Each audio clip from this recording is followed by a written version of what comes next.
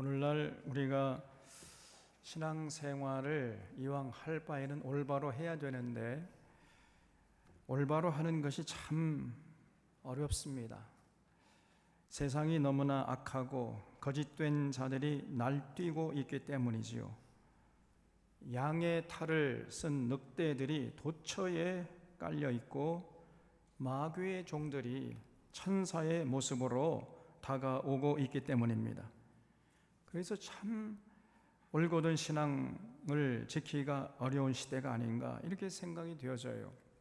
그래서 오늘 말씀이 우리에게 참 큰 힘이 되고 아주 유익할 줄로 믿습니다. 오늘 말씀을 우리가 잘 마음에 새겼으면 좋겠습니다. 1절을 보겠습니다. 율법은 장차 올 좋은 일의 그림자일 뿐이요 참 형상이 아니므로 해마다 늘 드리는 같은 제사로는 나오는 자들을 언제나 온전케 할 수 없느니라. 그렇지 아니하면 섬기는 자들이 단번에 정결케 되어 다시 죄를 깨닫는 일이 없으리니 어찌 제사 드리는 일을 그치지 아니하였으리요. 그랬죠.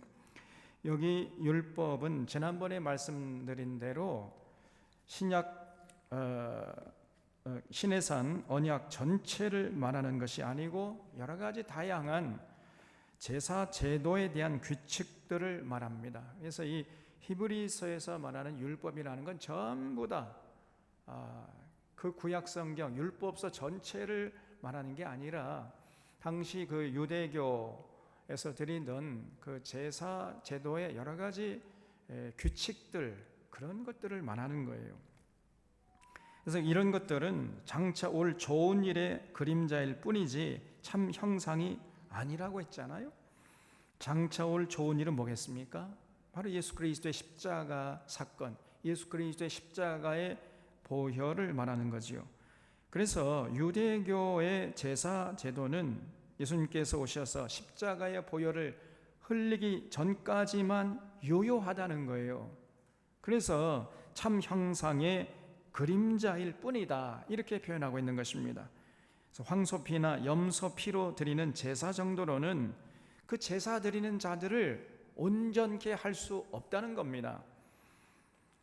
만약에 구약의 제사 제도로 온전케 된다면은 그러면 다시 죄를 짓는 일도 없을 것이고 죄를 깨닫는 일도 없을 것이고 그러면 더 이상 제사 드릴 필요도 없잖아요. 그러면 유대교 제사는 벌써 사라졌어야 된단 말이죠. 근데 유대인들은 아직도 지금 제사 드리고 있거든요. 그래서 그 유대교의 제사 제도는 그는 아주 한계가 분명하고 예수님의 그 참 형상이 오시기 전까지만 유효할 뿐이라는 거지요. 3절에 그러나 이 제사들에는 해마다 죄를 기억하게 하는 것이 있나니 이는 황소와 염소의 피가 능히 죄를 없이 하지 못함이라 그랬죠. 참 맞는 말이죠. 황소와 염소 피는 능히 죄를 없애지 못합니다. 그러니까 제사 드리고 나서도 또다시 죄를 지어요. 죄를 없애지 못하니까요.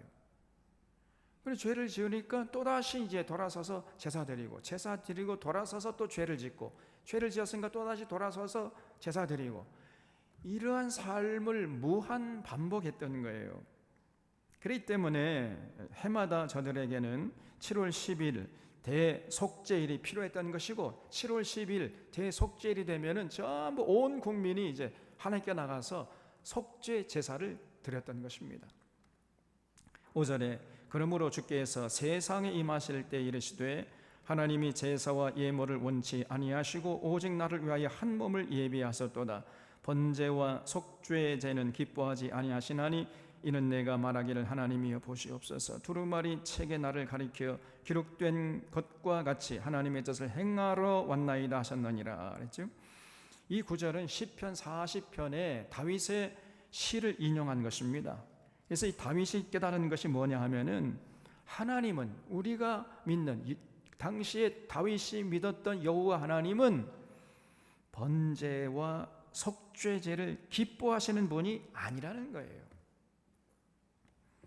맨날 뭐 세상에 나가서 하나님의 뜻을 어겨서 그 죄를 짓고, 그 죄를 지었으니까 죄송하니까 하나님께 나서 또 그 속죄 제사 드리고, 이거 하나님이 원하시는 게 아니라는 것입니다. 그런 것을 원하는 게 아니고, 삶의 현장에 나가서 딱 부러지게 하나님의 뜻을 분별해서 하나님의 뜻을 지키는데 거기에 헌신하는 삶을 보시기를 원하신다는 거예요. 그 하나님의 뜻이 뭐죠? 그 하나님의 뜻은 하나님 사랑하면서 더불어 살라는 거죠. 너 혼자만 잘 먹고 잘 살려고 하지 말고 더불어 살아라. 모든 사람들이 인간적인 대접을 받으면서 정말 인간답게 살아가는 이런 세상이 되도록 헌신해 다오. 이게 하나님의 뜻이에요. 영원히 변치 않는 하나님의 뜻입니다. 그렇게 되려면은 권력자는 권력을 남용하면 안 되잖아요. 그 권력을 가지고 백성들을 섬겨야죠. 국민이 준 세금 가지고 전 세계 돌아다니면서 명품 쇼핑하러 다니지 말고 국민을 섬기는데 그 권력을 써라. 이게 하나님의 뜻이에요. 판사나 검사는 뇌물 받지 말고 재판을 공정하게 하라는 거예요. 죄 있는 자에게 죄 있다 하고 죄 없는 자에게 죄 없다 하라는 것입니다. 전부 뇌물 받아 먹고 죄 있는 자에게 죄 없다 해버려요. 죄 없는 의인은 없는 죄를 만들어 가지고 뒤집어 씌워서 죄 있다 해버립니다. 이것이 당시 이스라엘 백성들의 삶이었고요. 오늘 이 시대의 대한민국의 현실이에요. 현 주소란 말이에요. 또 제사장은 권력자의 죽은 노릇이나 하지 말고 하나님의 뜻을 올바로 분별해서 온전히 선포하라는 거예요. 또 상인은 거짓 저울과 거짓 추를 사용해서 부당 이득 취득하는 짓, 이런 악한 짓 하지 말라는 것입니다. 이게 하나님의 뜻이에요. 그래야 더불어 살 수 있잖아요. 이렇게 정직하게 성실하게 살아가는 것을 원하시지, 세상에 나아가서는 제 멋대로 그냥 세상 욕심대로 자기 속에 오른 대로 이렇게 살다 와서 하나님의 심판받을 것이 또 두려우니까 속죄 제사 드리고 또 나아가서 또 온갖 세상의 탐욕대로 살아버리고 또 와서 또 죄 지은 게 있으니까 또 하나님께 심판받는 것이 두려워서 하나님께 또 속죄 제사 드리고, 이런 삶을 원하는 게 아니라는 것입니다. 우리 하나님이. 그래서 그 여호와 하나님이 어떤 분이심을 깨닫고 다윗은 정말 절대로 왕이 된 다음에도 권력 남용하지 않았습니다. 그리고 자기 권력을 정의와 공의를 실천해서 정말로 나라를 공의와 정의가 강물처럼 흐르는 이런 나라로 이끌었던 거예요. 그래서 하나님께서 이 다윗을 보기만 하면은요, 그날 하루 하나님이 기분이 좋으신 날이에요. 저 다윗은 내 마음에 합한 자다, 이렇게 평가하시지 않았습니까? 그래서 8절에 위에 말씀하시기를 주께서는 제사와 예물과 번제와 속죄제는 원치도 아니하고 기뻐하지도 아니하신다 하셨고, 이는 다 율법을 따라 드리는 것이라. 그 후에 말씀하시기를 보시옵소서, 내가 하나님의 뜻을 행하러 왔나이다 하셨으니 그 첫째 것을 피하시면 둘째 것을 세우려 하심이라. 이 뜻을 따라 예수 그리스도의 몸을 단번에 들이심으로 말미암아 우리가 거룩함을 얻었노라 그랬죠. 여기서 첫째 것은 제물을 잡아가지고 제사 드리는 제사 제도를 말하는 거지요. 그 제사 제도 하나님이 원하는 게 아닙니다. 그래서 제사 제도 그 첫째 것을 폐하시고 둘째 것을 이제 세우려 했던 거죠. 그 둘째 것이라는 것은 예수님이 스스로 제물이 되어가지고 십자가의 보혈을 흘림으로 우리를 구원하시고자 하는 이런 제도지요. 그래서 예수님께서 오신 것은 제사 제도를 그 첫째 것을 피하시고 스스로 자신이 제물 되어 가지고 그 십자가의 보혈로 우리를 구원하려고 하셨다는 거지요. 11절에 제사장마다 매일 서서 섬기며 자주 같은 제사를 드리되 이 제사는 언제나 죄를 없게 하지 못하거니와 그랬어요. 다시 반복하고 있습니다. 황소피나 염소피는요, 절대로 죄를 없게 하지 못한다는 것을 강조하고 있잖아요. 그래서 여러분, 이걸 오늘 이 시대에 적용하면요, 우리가 드리는 예물이에요. 예물이 우리 죄를 사는 게 아닙니다. 어떤 사람은 내가 헌금 받았으니까 하나님이 내 죄를 사해 이렇게 생각해요. 우리가 예물을 드릴 때에는 내 죄를 사해 달라고 드리는 게 아니에요. 우리의 죄는 예수 그리스도의 십자가의 보혈로 사함 받는 것이지요. 예물은 그 은혜에 감사해서 드리는 것입니다. 그래서 모든 예물은 제가 언제나 말씀드리잖아요. 감사 예물이에요. 감사 예물. 11조도 감사 예물이고 주정 헌금도 감사 예물이고 감사 헌금도 감사 예물이에요. 전부 다 감사 예물입니다, 여러분. 모두가 그래서 예수님의 십자가의 은혜가 감사하기 때문에 드리는 것입니다. 12절에 오직 그리스도는 죄를 위하여 한 영원한 제사를 드리시고 하나님 우편에 앉으사 그 후에 자기 원수들을 자기 발등상이 되게 하실 때까지 기다리시나니 그가 거룩하게 된 자들을 한 번의 제사로 영원히 온전하게 하셨느니라 그랬죠. 그러니까 지난주에 말씀드린 대로 예수님이 단번에 우리의 죄를 용서해 주시는 영원한 제사를 드리셨습니다. 그리고 지금은 이제 하나님 우편에 앉아 계시면서 자기 원수들을 발등상 되게 하실 때를 기다리고 계시는 거지요. 예수님의 원수들은 누굽니까? 마귀죠. 그리고 마귀의 쫄개들, 이 귀신들, 그리고 마귀와 귀신들에게 휘둘리는 이러한 추종 세력들, 이것들이 바로 예수님의 원수들이에요. 그런 원수들을 잡아서 예수님이 발등상 삼을 때까지 그때를 기다리고 계신다는 겁니다. 그래서 황소나 염소의 피는 죄를 없애지 못하고 단 한 번의 죄만을 용서할 뿐이고 또 죄를 지으면 다시 제사 드려야 하는 이런 한계가 분명했던 것이에요. 그러나 우리 예수님의 십자가의 보혈은 단 한 번에 영원히 우리의 죄를 용서하시고 우리를 영원히 온전케 하셨다는 것입니다. 그뿐 아니라 15절에 또한 성령이 우리에게 증언하시되 주께서 이르시되 그날 후로는 그들과 맺을 언약이 이것이라 하시고 내 법을 그들의 마음에 두고 그들의 생각에 기록하리라 하신 후에 그랬죠. 이것도 지난번에 8장 9장에서 말씀드렸는데 우리 주님의 십자가의 보혈은 우리의 죄를 단번에 영원히 용서하실 뿐 아니라 우리의 양심까지도 깨끗게 씻어주, 양심을 회복시켜 주시는 거예요. 죄로 물들었던 양심을 이제 십자가의 보혈로 깨끗하게 씻어가지고 온전케 하실 수 있는 능력, 이것이 십자가의 보혈의 능력이라는 거예요. 그래서 우리의 양심을 깨끗하게 하고 우리 마음속에 하나님의 언약을 기록하는 능력까지 있다 그랬어요. 그래서 예수님의 십자가의 보혈이 그 생각과 마음과 사상에 묻어있는 자들은요 이제 절대로 예수 믿기 전의 삶을 반복할래야 반복할 수가 없는 것입니다. 이제 하나님의 거룩한 백성으로 세상에서 거룩하게 구별되게 살라고 애를 쓰는 거예요. 그래 몸부림치고 발버둥 치는 것이죠. 왜 그래요? 예수님의 십자가의 보혈이 그 인격 속에 묻어있기 때문에 그 사상의 저변에 흐르고 있기 때문에 그런 사람은 절대로 예수 믿기 전의 삶을 반복할 수 없습니다. 이게 예수님의 십자가의 보혈의 능력이에요. 자, 그러면 그런 모습을 보시고 우리 하나님께서 17절에 또 그들의 죄와 그들의 불법을 내가 다시 기억하지 아니하리라 하셨으니 그랬죠. 과거에 우리들이 지은 죄를 하나님이 다시는 기억하시지 않는다는 거예요. 우리 하나님은 언제나 우리의 현재를 보신다고 그랬죠. 과거에 우리들이 어떻게 살았느냐 그거 별로 중요하지 않아요. 또 앞으로 미래에 어떻게 살아갈 것이냐 이것도 별로 중요하지 않습니다. 지금 현재 여기에서 어떤 모습으로 살아가느냐 이것만이 하나님에게 중요할 뿐입니다. 우리 하나님은 영원한 현재시라고 그랬죠. 우리 하나님은 과거가 없어요. 미래도 없습니다. 영원한 현재만 계세요. 왜냐하면 영원 전부터 영원 후까지 동시에 존재하시는 하나님이시니까요.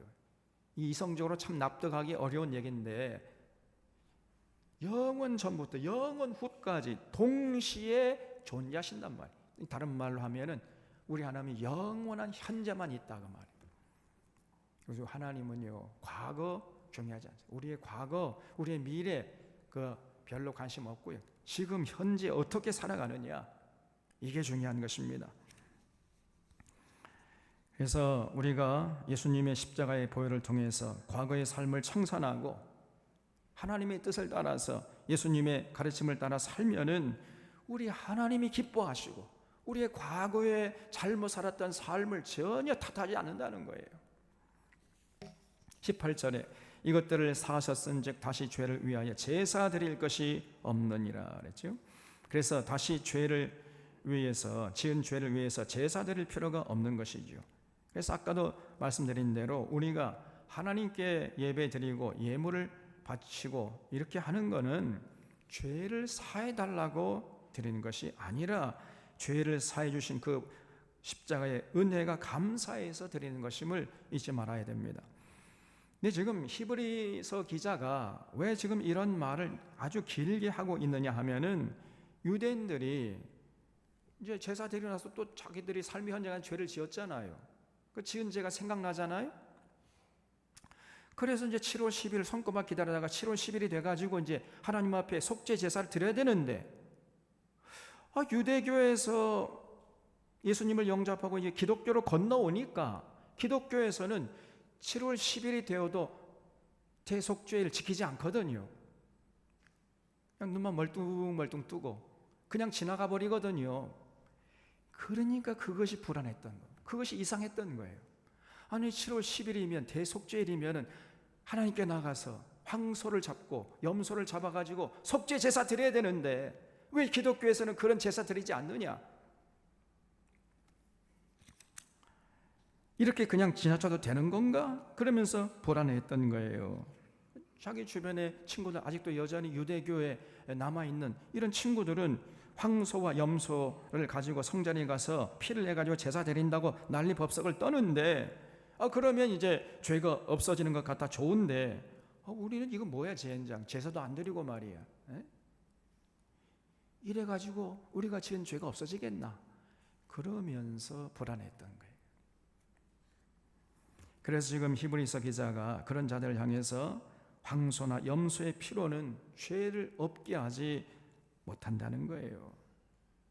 그렇기 때문에 완전히 죄를 없게 하지 못하기 때문에 해마다 제사 드렸던 건데, 우리 예수님께서 이제 세상 끝날에 나타나셔서 자기 피로 단번에 영원히 우리 죄를 용서했기 때문에, 그렇기 때문에 우리는 다시 제사 드릴 필요가 없다는 겁니다. 지금 이렇게 가르치고 있는 거지요. 그러니까 유대교에서 기독교로 건너왔던 사람들이 아이고 그래도 정말 될까? 그냥 이렇게 무심히 지나쳐도 되는 건가? 이렇게 나왔던 거예요. 아무래도 좀 뭘 좀 드려야 되는 거 아닌가? 이게 전전긍긍하는 거예요. 진리 안에서 자유를 누리지 못하는 것이요. 근데 이런 모습은요, 지금도 여전히 반복되고 있습니다. 오늘날 서울에서 제일 잘 사는 동네, 우리 대한민국 서울에서 제일 잘 사는 동네라면은 대한민국에서 제일 잘 사는 동네가 되겠지요? 어디입니까? 강남이죠, 강남. 강남에 가면요, 뭐가 많을까요? 예? 백화점도 많지만 뭐가 많아요? 교회들이 많아요. 교회. 대형 교회가 강남에 다 있어요. 우리나라 대형 교회가. 거기 강남의 복음화율은 30%가 넘습니다. 한 35% 정도 되는 거예요. 이게 무슨 말이냐? 강남에 지나다니는 사람들 3명 중에 1명이 교회 다닌다는 사람이에요.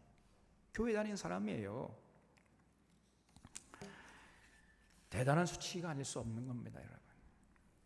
근데 거기 교인들은요, 거의 대부분 잘 먹고 잘 살아요. 그리고 굉장히 권세 있는 사람들입니다. 전부 판사, 검사, 또 국회의원, 장군들, 장차관들, 아주 높은 자리에 앉은 사람들이에요.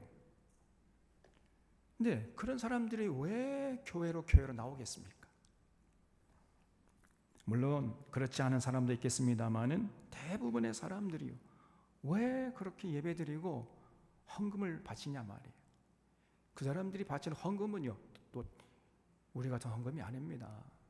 액수가요 어마무시해. 나도 강남에 가서 목회를 할걸 정말.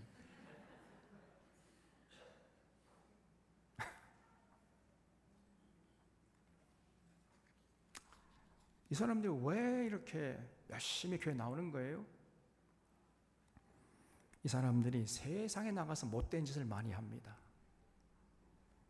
권력 남용하고 뇌물 받아먹고, 뇌물 받아먹어도 우리처럼 뭐 그렇게 하는 게 아니고 보통 50억 받아먹어요. 50억, 100억. 부동산 투기하고 주가 조작하고 이런 짓 많이 하잖아요. 그러니까 불안한 겁니다. 그래서 교회 나와서 헌금 바치고 예배 드리면서 이제 하나님 나 좀 잘 좀 봐주세요. 나 헌금 바쳤으니까 내 죄 사해 주시겠죠? 그렇게 해서 헌금 바치고 예배 드리면 이제 마음이 조금 안심이 되는 거예요. 하나님께서 내 죄를 사해 주셨겠지. 그리고 나가서 이제 또 죄를 사함 받았으니까 또 세상에 나가서 또 부정한 짓을 하는 것입니다. 이제 헌금 바치고 예배 드렸으니 하나님이 내 죄를 사해 주셨겠지, 이렇게 마음 놓고 세상에 나가서 온갖 부정한 짓을 하는 거예요. 그래서 오늘날 교회가 양심을 마비시키고 온갖 부정한 짓을 해도 상관없도록 면죄부를 제공하는 그러한 곳이 되고 말았어요. 그 교회에 몰려드는 사람들이 주님의 뜻을 따르기 위해서 모인 공동체가 아니고 세상 이익을 추구하고 세상 이익에 따라서 연연하는 이익 공동체란 말이에요. 그래서 주님의 뜻을 따르는 공동체가 더 이상 아닙니다. 죄를 외면하게 하고 양심을 마비시키는 아편 노릇을 하고 있는 것이 오늘날 대형 교회의 모습이란 말이에요. 아닙니다, 여러분. 예수님의 십자가의 보혈이 우리의 죄를 사해 주셨을 뿐 아니라 우리의 양심을 회복시킵니다. 그리고 하나님의 법을 우리 마음판에 심어서 세상에 나가서 구별된 자로 살아가게 만들어줘요. 이게 진짜 예수 믿는 것이고요. 이게 십자가의 보혈의 능력인 것입니다. 그렇게 살아가면은 하나님이 우리를 기뻐하시고 우리에게 복을 주세요. 참 평안과 기쁨과 참 자유를 만끽하면서 아름답게 가치 있게 살게 하시는 것입니다. 하늘의 생명을 맛보고 영생에 잇대어서 살게 하세요. 그러면 그것이 감사해서 하나님께 나와서 이제 예물을 드리고 찬양하고 예배 드리는 것입니다. 이것이 교회고 이것이 진정한 기독교예요. 19절에 그러므로 형제들아 우리가 예수의 피를 힘입어 성소에 들어갈 담력을 얻었나니 그 길은 우리를 위하여 휘장 가운데로 열어놓으신 새로운 살 길이요 휘장은 곧 그의 육체니라 그랬죠. 거기 우리가 예수의 피를 힘입어 성소에 들어갈 담력을 얻었나니 주를 쳐주시기 바랍니다. 지난주에도 말씀드린 것처럼 이 구절은요 정말 대단한 말씀이 아닐 수가 없어요. 여러분 그 유대교에서는요 지금도 이스라엘 백성도 그렇습니다만은 제사장이 아닌 사람들이 성소에 들어가고 지성소에 들어간다? 이거는 상상도 할 수 없는 노릇입니다. 이게 아니 어떻게 제사장도 아닌 사람들이 그 성소에 들어가고 대제사장만이 들어가는 지성소에 들어갈 수 있느냐? 이거는 이 사람들 꿈에도 생각을 못해요. 그런데 예수님의 보혈을 힘입어서 이제는 누구나 성소에도 들어가고 지성소에도 들어갈 수 있는 담력을 얻게 되었다는 거예요. 예수님이 십자가에 달리셔서 그 육체가 찢겨질 때 성소의 휘장도 위에서부터 아래까지 찢어졌죠. 그래서 이제 누구라도 성소와 지성소로 나아갈 수 있는 새로운 살 길이 열렸다는 것입니다. 자, 그렇다면은 오늘날 성소와 지성소는 어디겠어요? 물리적으로 말한다면은 오늘날 성소는 교회당의 회중석이라고 했습니다. 여기까지가 성소예요. 지성소는 어디입니까? 여기가 지성소예요. 네? 실제로요 동방정교회 가보세요. 이스턴 오소독스 처치라고 하는 동방정교회 가면은 이 사람들은 자기들이 초대교회부터 단 한 번도 교리를 변하지 않고 정통으로 지키는 자기들만의 정통교회라고 해요. 그래서 이스턴 오소독스라는 말을 써요. 자기들이 정통이다. 근데 거기 가보면은 정말 이 성소와 지성소를 아직도 나누고 있습니다. 그래서 성소하고 지성소 사이에 칸막이를 해놨어요. 성소에는 성도들만 들어갈 수 있고, 지성소는, 여기는요, 이 강대상은 절대로 일반 성도들은 올라오지 못합니다. 올라오면 큰일 나요. 그거는 그 동방정교의 사제들만 올라갈 수 있어요. 예배 드릴 때에도 이 칸막이가 되어 있기 때문에, 그러면서 예배 드려요. 그러면 3시간씩 예배 드립니다. 3시간 예배 드린다고요. 여러분, 우리 지금 몇 시간 예배 드립니까?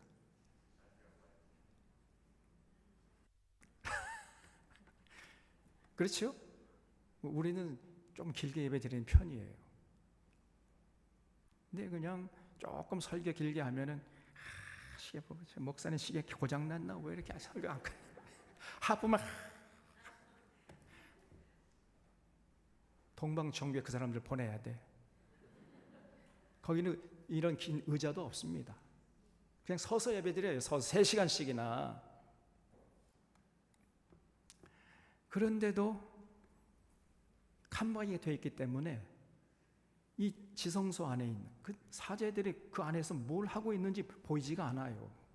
그런 채로 3시간 예배 드립니다. 놀랍죠? 그래서 성소와 지성소 지금도 나누고 있어요. 또 로만 캐톨릭도 사실 성소와 지성소를 나누고 있다고 봐야 돼요. 그래서 여러분, 여기 성도님들이 앉아 계시는 여기가 이제 성소라고 한다면은 강대상은 지성소예요. 신부님만 올라가지 절대 일반 방신은 못 올라갑니다. 우리 개신교에서도 합동측은요, 여자들은 절대 못 올라가. 지금도 그게 합동측이에요. 우리 통합측은 뭐 여성들 다 뭐 올라오고 이렇게 기도도 하고 뭐 그렇잖아요. 그런데 합동측은 여성들 절대 못 올라가게 해서 법으로 규정해 놨어요. 여전히 성소와 지성소를 나누고 있는 거죠. 그러나 오늘 이 시대에는요, 사실은 누구라도 성소와 지성 다 들어갈 수 있어야 할 줄로 믿습니다, 여러분. 그것이 기독교야, 그게.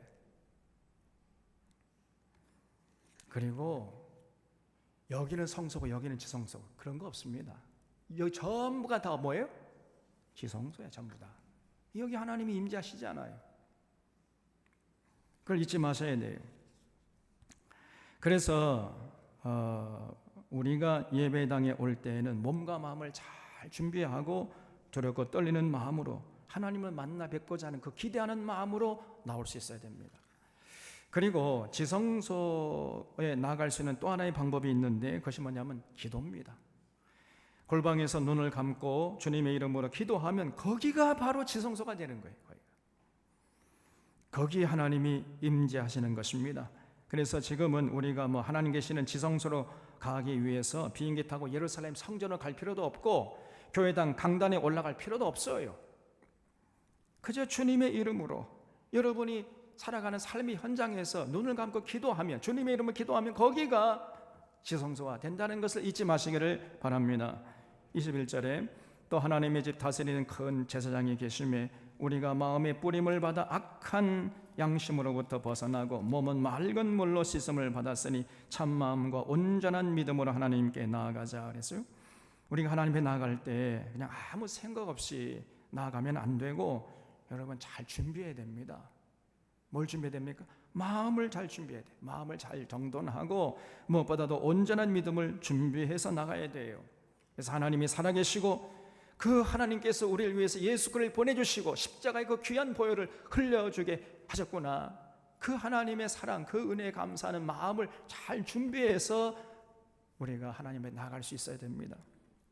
23절에 또 약속하시는 일 믿으시니 우리가 믿는 도리의 소망을 움직이지 말며 굳게 잡고 서로 돌아보아 사랑과 선행을 격려하며 모이기를 피하는 어떤 사람들의 습관과 같이 하지 말고 오직 권하여 그날이 가까움을 볼수록 더욱 그리하자 그랬죠. 거기 약속하시는 이가 여호와 하나님이시죠. 그리고 믿으시다는 말은 변치 않는, 퇴색되지 않는, 변질되지 않는 이런 뜻이에요. 그래서 우리 여호와 하나님은요, 절대로 아무리 세월이 흘러도 변치 않으시고 변질되지 않고 퇴색되지 않으십니다. 오늘이나 내일이나 영원히 변치 않으세요. 그 여호와 하나님이 하나님을 사랑하고 하나님의 뜻을 받드는 자들을 결코 잊지 않고 함께 하신다고 약속하셨어요. 그 하나님의 약속은 신실하십니다. 미쁘세요. 절대 변치 않습니다. 그래서 우리는 그 약속을 굳게 믿고 소망을 잃지 말고 굳게 그 약속을 붙잡아야 됩니다. 어떤 어려움이 있고 고난이 있고 핍박이 있다 할지라도 절대로 이 믿음을 잃어버리지 말아야 돼요. 그래서 어려울수록 우리가 모이기를 힘써야 됩니다. 서로 돌아보고 사랑과 선행을 격려하는 데 힘써야 돼요. 여기 그날이 가까움을 볼수록 더욱 그리하자 라고 할 때 그날은 무슨 날을 말하겠어요? 예수님의 재림의 날이지요. 예수님의 재림의 날. 당시 초대교회 교인들은 주님의 재림을 굳게 믿었어요. 주님이 곧 다시 오신다. 그래서 그 주님의 재림을 바라보면서 어려울 때일수록 모이기를 힘쓰자, 이렇게 이제 권면하고 있는 거죠. 26절에 우리가 진리를 아는 지식을 받은 후 짐짓죄를 범한 즉 다시 속죄하는 제사가 없고 오직 무서운 마음으로 심판을 기다리는 것과 대적하는 자를 태울 맹렬한 불만 있으리라 그랬죠. 거기 짐짓죄에 줄을 쳐주시기 바랍니다. 여러분, 짐짓죄가 뭐예요? 짐짓죄. 그렇죠? 짐짓죄가 무서운 죄입니다. 짐짓죄는 절대 범하면 안 돼요. 짐짓죄를 범하잖아요. 그 사람은요, 다시 속죄하는 제사가, 다시 말하면 이 사람을 다시 구원할 수 있는 길이 없다는 거예요. 짐짓죄를 범하는 사람은. 그래서 그 사람에게 기다린 건 뭐냐? 무서운 마음으로 심판을 기다리는 것만 남았다는, 그 사람에게. 다시 말해 무서운 하나님의 심판이 그 사람을 기다리고 있어요. 그리고 맹렬한 불만 있게 될 것입니다. 하나님의 무서운 심판의 진노의 불길이 그를 기다리고 있다는 것을 잊지 말아요. 그래서 절대 우리가 짐짓죄를 범하면 안 됩니다. 그럼 짐짓죄가 뭐예요? 짐짓죄라는 건 뭐냐? 하나님의 뜻이 무엇이고 무엇이 참이고 무엇이 거짓인지 잘 알고 있어요. 알고 있는데도 여러 가지 자기의 어떤 이익에 의해서, 자기의 어떤 이해관계에 따라서 모른 채 하는 것, 이게 짐짓죄예요. 당시 초대교회 교인들은 말할 수 없는 핍박을 당했습니다. 그래서 주님께서 자신의 죄를 용서하기 위해서 십자가에 보혈을 흘려 돌아가셨음을 알고 있었어요. 우리 주님이 부활하셨다는 사실도 믿고 있었습니다. 우리 주님이 장차 좀 있으면 다시 오실 것이, 그 재림의 소망 가운데 있었어요. 그러나 지금 당장 당하는 핍박이 두려워서 그냥 짐짓 주님을 모른 채 하면서 다시 유대교로 돌아가려고 했던 거예요. 이런 사람들이 바로 짐짓죄를 범하는 거죠. 그런 사람들에게는 다시 속죄하는 제사가 없다는 겁니다.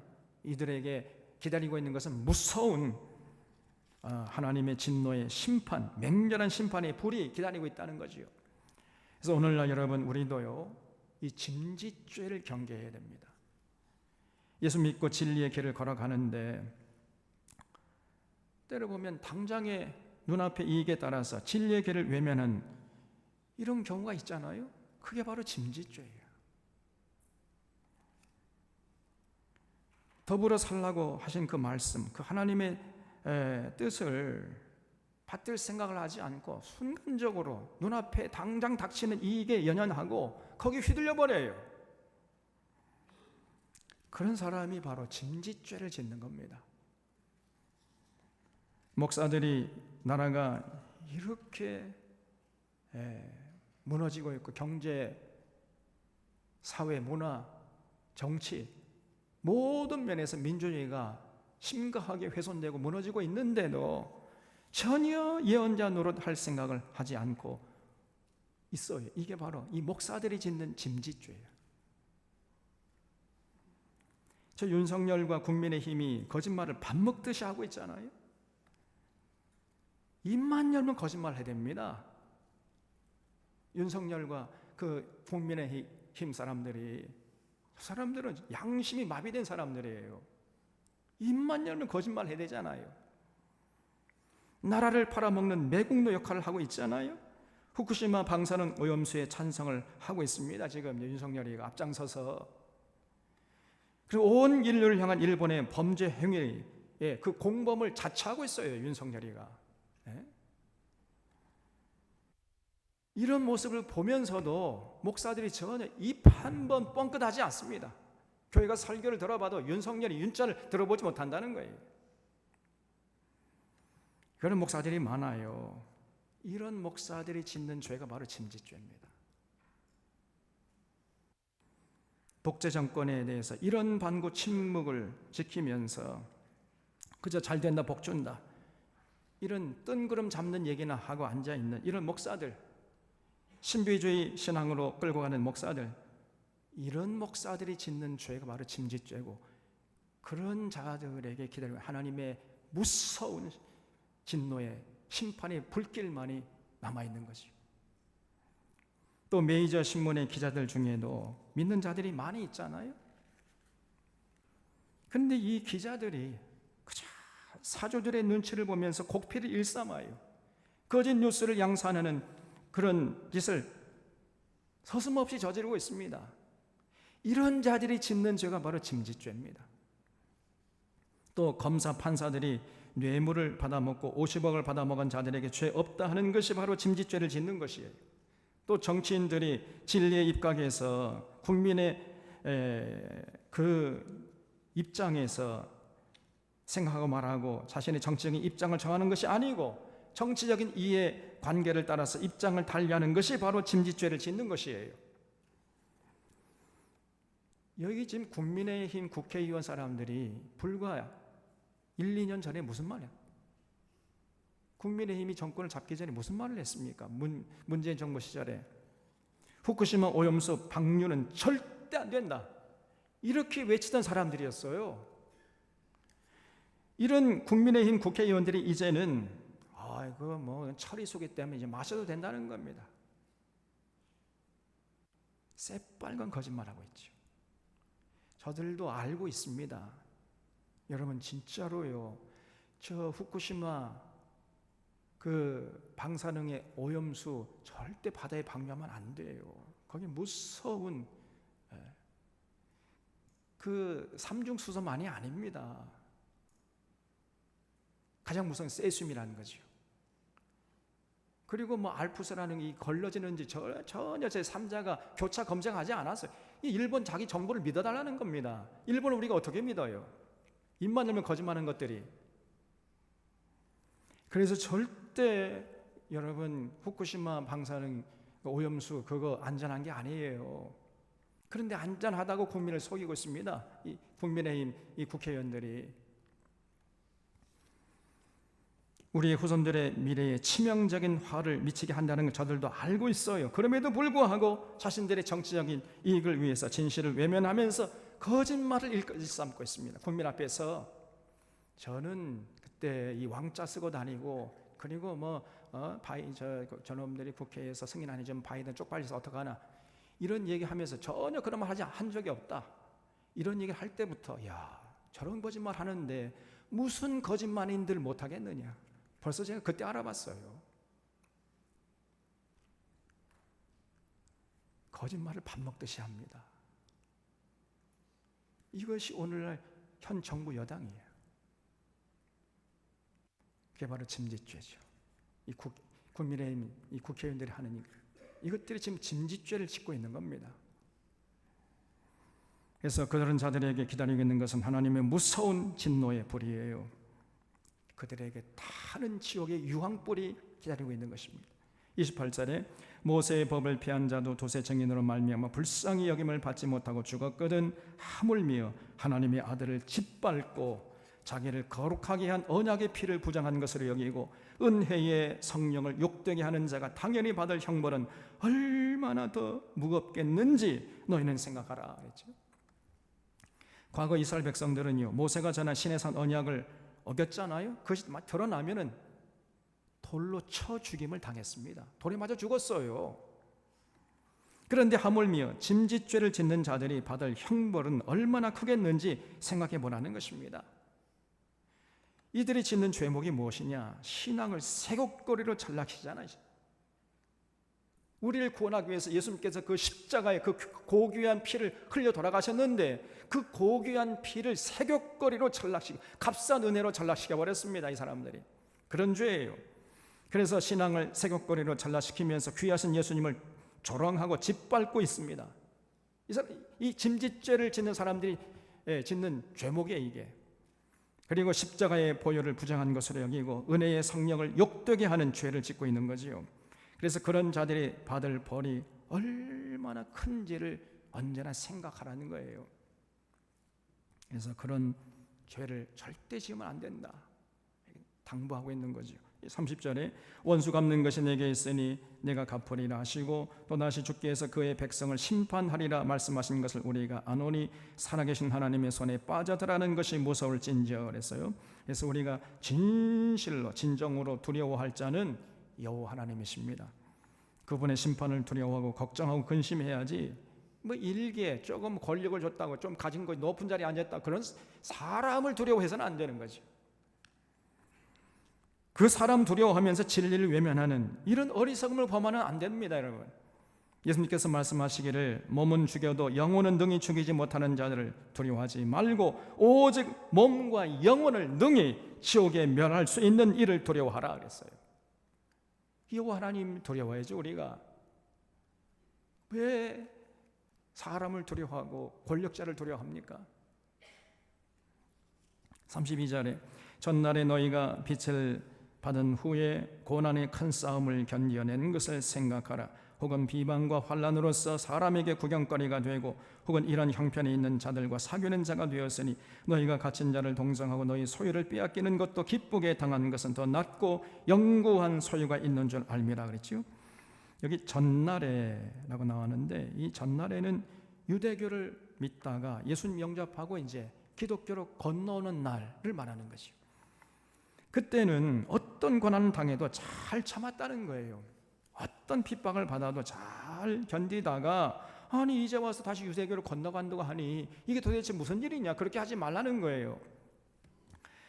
당시 초대교회 교인들은요 예수 믿으면 재산도 다 압수당해 다 뺏겼어요. 직장에 쫓겨났다 그랬잖아요. 자기 가족 친척들에게 전부 왕따 당하고 장사도 할 수 없고 굶어 죽을 수밖에 없는 그런 상황으로 내몰렸던 것입니다. 그래도 이 사람은 예수 믿었던 거예요. 그래서 그런 고난을 당해도 기쁘게 당했다는 겁니다. 왜 그래요? 더 낫고 영구한 소유, 다시 말해서 천국에 대한 소망을 가지고 이걸 다 이겨냈다는 거죠. 그렇게 잘 하다가 그렇게 잘 하더니 왜 이제 와서 다시 유대교로 건너가려고 하느냐, 지금 이런 뉘앙스가 그 안에 담겨 있는 거예요. 35절에 그러므로 너희 담대함을 버리지 말라. 이것이 큰 상을 얻게 하느니라. 너희에게 인내가 필요함은 너희가 하나님의 뜻을 행한 후에 약속하신 것을 받기 위함이라. 잠시 잠깐 후면 오실 이가 오시리니 지체하지 아니하시리라 그랬죠. 그래서 여러분 오늘도 마찬가지입니다. 우리도 부활의 소망, 천국의 소망, 재림의 소망을 가지고 어떤 고난도 이겨내고 끝까지 주님의 뒤를 따라가야 돼. 우리에게 인내가 필요합니다. 거기 잠시 잠깐 후면 오실 이가 오시리니 지체하지 아니하시리라 그랬죠. 거기 줄 쳐주시기 바랍니다. 여러분 잠시 잠깐 후에 주님이 오신다 그랬는데 아니 2000년이 지금 지났잖아요. 그때부터 히브리서 기자가 이 편지를 쓸 때 기준으로 지금 따지고 보면 2000년 지났어요. 아직까지도 오시지 않았잖아요. 그런데 잠시 잠깐 후면 주님 지체하지 않고 오시리라 그랬잖아요. 그럼 어떻게 된 거예요 이게? 이 말씀이 틀린 말이 아니죠. 지금 이 말씀은 하나님의 입장에서 하시는 말씀이에요. 여러분 하나님의 입장에서는 2000년이라고 해봤자 이거 잠시 잠깐에 불과한 겁니다. 하나님은 1000년이 하루 같다 그랬지요. 그러면 1000년이 하루 같은 하나님의 입장에서 볼 때 2000년 지났으면 지금 며칠 지난 거예요?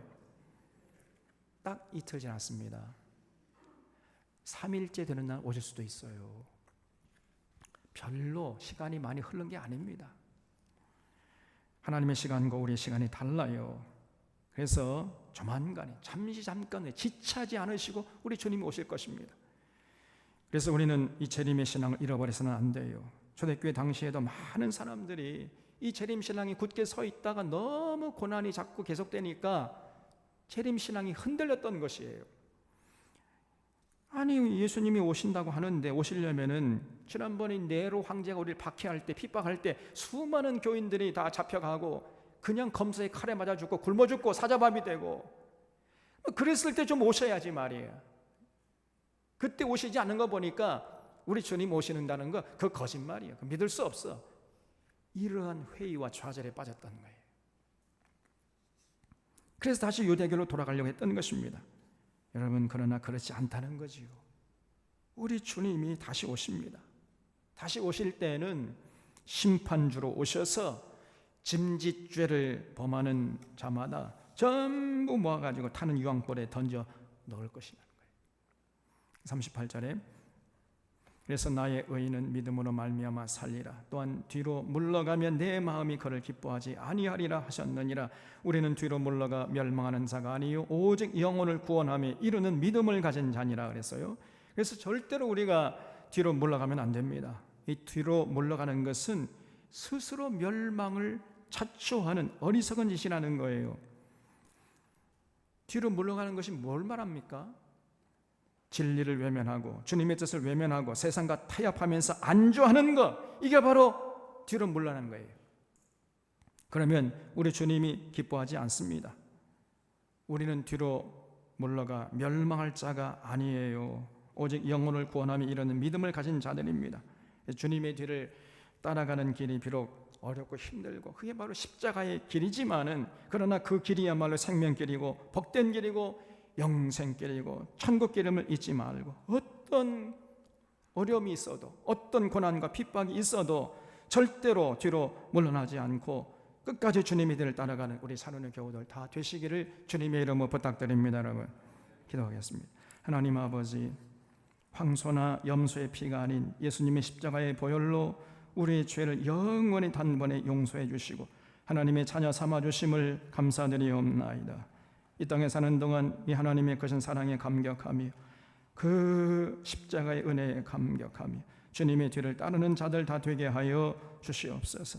다시는 세상 욕심에 따라 살지 않게 하시고 허망한 생각에 사로잡히지 않게 하여 주시옵소서.